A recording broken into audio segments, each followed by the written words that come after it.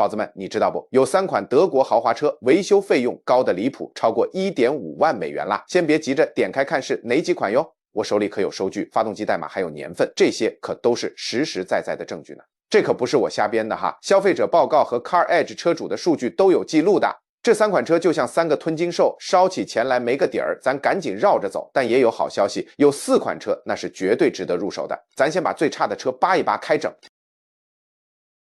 宝子们，今天咱来扒一扒宝马7系这货，嘿，你敢信吗？这宝马7系在最差排行榜里居然排第3，妥妥的财务粉碎机一枚。现在这二手车起步价差不多35000美元。你想想，这可是宝马的旗舰车型，有按摩座椅，能手势控制，还有双涡轮增压 V8 发动机，听着是不是感觉得花个大价钱？嘿嘿，你想多了。咱说的是 G11 和 G12 这2代，2016年到2022年生产的。它那发动机是 N63 双涡轮增压 V8， 这发动机有个毛病，宝马还说正常，啥毛病呢？每跑1000英里，大概1600公里就得喝掉一夸脱约 0.95 升机油，这可不是漏油哈，人家就是这么设计的，就像人吃饭一样正常。不过这只是热车的时候哦。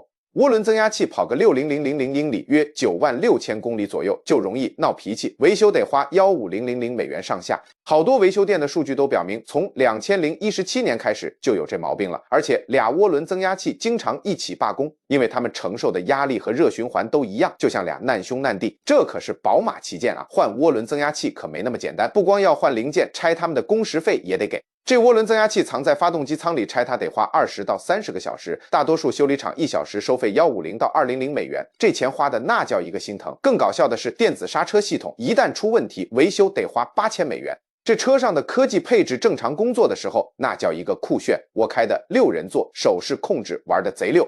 数字仪表盘看着就像科幻电影里的，可电子设备一闹幺蛾子，光诊断就得花2000美元，还不算修理的钱。有时候他们还找不出问题，汽车报的故障码就像天书一样，你就跟花钱听人瞎猜似的。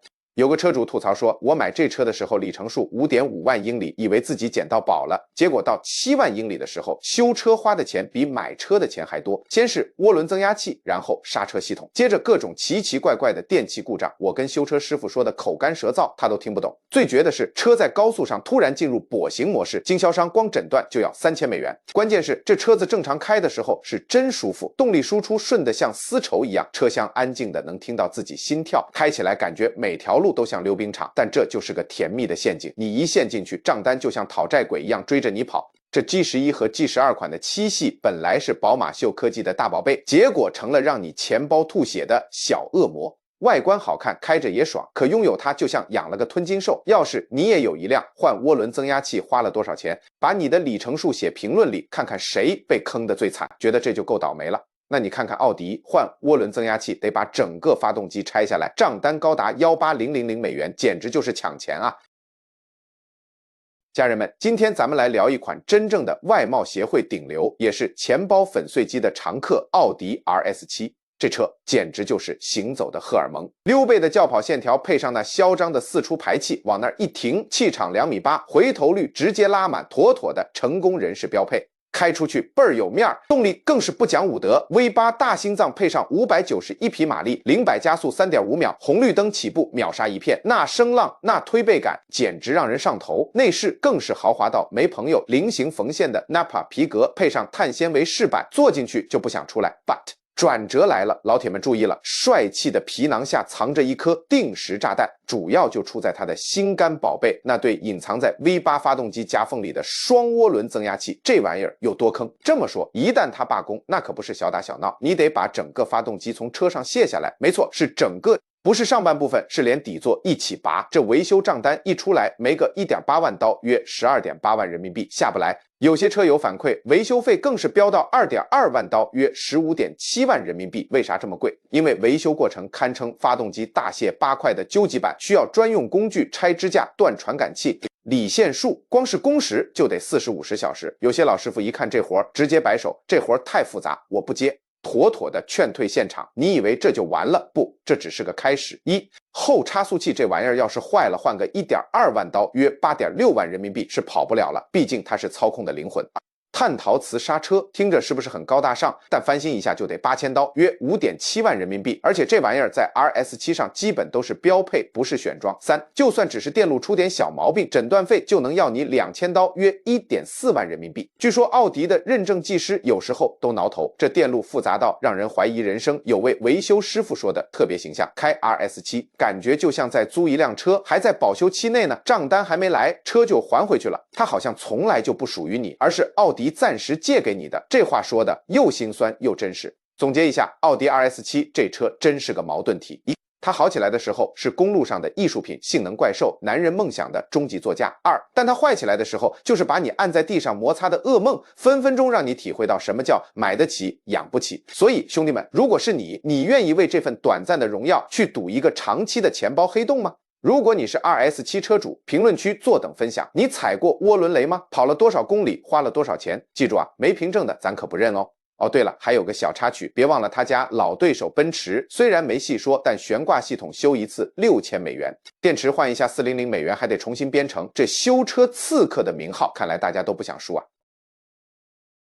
最差第1名，奔驰 S 级辉煌的噩梦。奔驰 S 级雷声大雨点小，花小钱买大奔，钱包是真扛不住啊。家人们，今天咱们聊点大的，不是别的，就是那个让无数人两眼放光的奔驰 S 级，江湖人称豪华车之王，开出去那气场绝了。但是咱们今天不吹彩虹屁，就来盘一盘这位车皇的黑历史，尤其是这代 W222。到底是真香还是智商税？必须承认 S 级在里子和面子上都是顶配的存在。哪怕是2014到2020年的这代 W222， 现在市面上也就3到5万美元起，买个二手 S 级，那回头率直接拉满，内饰那叫一个移动头等舱，带按摩的座椅 Burmester， 顶级音响，逼格炸裂。关上门，整个世界都安静了，静到你只能听见自己的心跳，前提是车子别跟你闹脾气。但注意这个但，豪华的表象下藏着一颗不定时炸弹。第一颗炸弹，空气悬挂，它炸了。先说说它引以为傲的 Airmatic 空气悬挂，平时开起来那叫一个丝滑过坎，跟坐云霄飞车一样，包翼侧倾。不存在的，简直就是陆地飞行器。但是这玩意儿的故障率堪称豪车通病中的珠穆朗玛峰。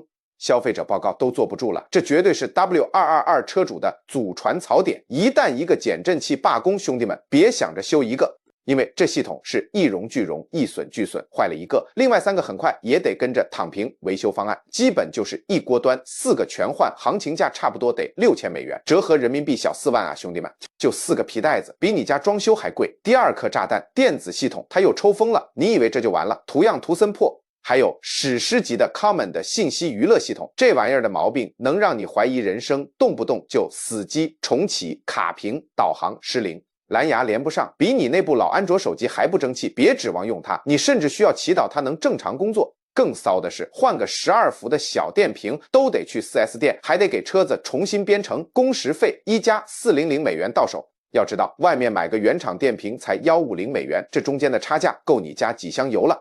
第3部分，车主心声血与泪的教训。有位车主说的太对了，我太爱这车的驾驶感受和外观了，但这修车费用真的能让你一夜回到解放前。尤其是空气悬挂和电子系统开始犯病后，那感觉简直是痛并快乐着，但更多是痛。总结升华，给老铁们划重点。所以总结一下，这代 W222S 级，它就像一位完美的女神，长相身材气质无可挑剔，但前提是你得有足够的钱，随时准备满足她任性的小脾气。简单说，保修期内它是 YYDS 永远的神，保修期外它就是你钱包的粉碎机。咱就是说，如果你只是想体验一下大奔的顶级奢华，而且手头预算非常充足，那可以闭眼入。但如果你是想花小钱办大事，省吃俭用买个二手 S 级，我劝你三思，这笔养车税真的不是闹着玩的。好了，今天的劝退视频就到这儿，你觉得这代 S 级值吗？评论区聊聊你的看法，别忘了点赞关注。兄弟们，今天咱们来聊一款真正的扮猪吃老虎的狠角色，奥迪 S4， 就是那个经典的 B8.5 代2013到2016年款。如果你觉得 A4 太温和， S5 又有点街车味，那这台 S4 绝对是你的本命神车，动力心脏，暴脾气，但很实在。这车啥来头？心脏里塞着一台 3.0L V6 机械增压发动机。别跟我提现在那些涡轮机械增压这玩意儿，动力输出那叫一个丝滑，踩多少有多少，没有涡轮的迟滞感。333匹马力，0-60英里每小时，每小时约96公里，近4秒。就问你激不激动？这动力让你在城市里随便蹦跶，上高速更是底气十足。更香的是，它还标配了奥迪祖传的 Quattro 4驱系统。雨雪天、冰面路，在他眼里都是小场面，抓地力稳的一批，给你的安全感直接拉满。最关键，省钱省心，这才是真硬道理。聊性能之前，咱们得聊聊维修费这个魔鬼。很多人一听奥迪就摇头，怕坏，怕修不起。但这台 B8.5S4 就是个例外，它完美避开了奥迪的那些老大难问题，什么 2.0T 发动机的正时链条断裂啊，或者 RS7 上那个又贵又难的涡轮维修啊，通通没有。这台 V6 机械增压器结构简单，皮实耐用，就是个不娇气的主。再配上那台 S-Tronic 双离合变速箱，记住一个口诀：每4万英里约6.4万公里，乖乖换一次变速箱油。这么伺候着，它就能陪你浪，动力响应，快如闪电，还贼耐用。这俩家伙凑一块儿，你几乎可以告别天价维修单，安心当个快乐的司机，而不是修车师傅。开起来啥感觉？低调的西装暴徒。这车最骚的地方就在于它的两面派。外观低调，不仔细看，很多人还以为就是个普通的 A4L， 但一旦你深油门， V6 机械增压器发出的那低沉又狂暴的啸叫声，瞬间就暴露了它的本性，太上头了。Quattro 4驱加持下，过弯信心爆棚，车身稳得像汉仔一样，内饰也是奥迪经典的精致范儿，运动座椅包裹性一流，激烈驾驶时你牢牢被焊在座椅上，安全感爆棚。这是一台可以让你天天开，还能随时带你撒野的完美伙伴。总结一下，简单说，这台 B8.5 代 S4 就是性能与可靠的完美结合体。它不像现在的新车那么花里胡哨，但胜在经典成熟，不折腾，花个2-3万刀就能搞到一台动力强劲、4驱稳定、维修成本可控的性能轿车，性价比直接拉满，绝对是理智又实用的宝藏之选。评论区开聊，来都来说说，你们觉得这台 S4 和 Beamer 340i 谁更猛？你会怎么选？觉得老哥说的对，别忘了点赞加关注，下一期更精彩。也别忘了转发给你那个想买性能车的兄弟，别让他踩坑。排行榜第3的神车宝马 540i， 地表最速奶爸车。兄弟们，今天聊一台有点东西的车，宝马 540i。为啥它能杀进我心中前3？因为它把可靠和猛这2个词玩得明明白白。这车现在二手车市场大概 3.5万到 4.5刀就能拿下，性价比直接拉满。咱们重点聊聊它的心脏 B58 直列6缸发动机，这台发动机有多牛？这么说，连以开不坏闻名的丰田都掏心窝子的把这颗宝马心塞进了自己的 Supra 跑车里，这本身就是对它质量最好的背书。懂 B58 发动机到底猛在哪？一、数据漂亮，335匹马力，332磅英尺扭矩，推着你屁股往前跑。2、技术硬核 ，ZF8AT 变速箱，换挡丝滑如德芙。3、长寿王炸，只要你按时保养，跑到24万公里、15万英里，只是基本操作，妥妥的100万公里俱乐部。预备役和他的老前辈 N54、N55 比 B58， 简直就是脱胎换骨。冷却系统更稳了，燃油系统更皮实了，缸体还升级成了封闭式，增压压力随便上，心态稳得很。老司机划重点，想让他陪你到天荒地老，记住这几点：一、机油勤换，8000公里换一次，别图省事。2、冷却系统伺候好，6000公里一换冷却液，这是它的命门，千万别马虎。我的真实感受，我自己的 540i 现在已经跑了17万公里、11万英里，除了9万公里时换了个水泵，就没再为它花过大钱，啥大毛病没有，就是按时保养，它就给你稳稳当当的驾驶体验，那是宝马的看家本领。操控指哪打哪，路感清清楚楚，人车合一的感觉，谁开谁知道。2、加速0到100公里每小时才 4.7秒。红绿灯起步那叫一个爽，推背感直接把你焊在座椅上。3、舒适，底子是豪华行政轿车，跑高速太舒服了，巡航定速一开简直是为长途而生，速度与激情，居家与舒适它全占了。总结一下，一台 B58 发动机的宝马 540i 就是给你吃了一颗定心丸，它代表了宝马巅峰的造车水准，开着猛，开着爽，而且开得越久越省心，就算过了保修期，它依然能给你稳稳的幸福。所以最后灵魂拷问来了，这样的宝马 540i你敢不敢直接开到20万公里以上？评论区告诉我你的答案是还是否，别光说不练，晒出你的爱车也行。